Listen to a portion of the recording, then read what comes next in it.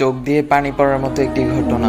3 দিন হলো হযরত মুহাম্মদ সাল্লাল্লাহু আলাইহি ইসলাম মদিনাতে নেই। কেউ জানেন না নবীজি কোথায় আছেন। উমর ফারুক রাদিয়াল্লাহু তাআলা আনহা মুক্ত তরবারি হাতে নিয়ে ঘোষণা দিলেন, যদি নবীজি সাল্লাল্লাহু আলাইহি ইসলামের কোনো কিছু হয় তবে আমি উমর বলছি, মক্কায় একটাও মুনাফিক আস্ত শরীরে থাকবে না। এদিকে আবু বকর রাদিয়াল্লাহু তাআলা আনহা বললেন, থাম ভাই, চল নবীজি সাল্লাল্লাহু আলাইহি ইসলামের তালাশ করি। দুইজন মদিনা থেকে মক্কার উদ্দেশ্যে রওনা হলেন। মরুভূমি পেরিয়ে পাহাড়ের এলাকাতে আসলেন। একটু দূরে দেখলেন একটা রাখাল দাঁড়িয়ে আছে। আবু বকর রাদিয়াল্লাহু তাআলা আনহা ও উমর রাদিয়াল্লাহু তাআলা আনহা রাখালকে জিজ্ঞাসা করলেন, তুমি কি মুহাম্মদ সাল্লাল্লাহু আলাইহি ইসলামকে দেখেছো? রাখাল উত্তরে বললেন, আমি মুহাম্মদ সাল্লাল্লাহু আলাইহি ইসলামকে চিনি না এবং আপনাদেরকেও চিনি না।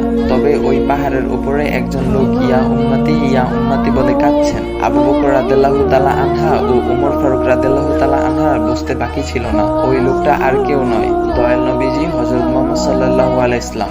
রাখাল আবার বললেন,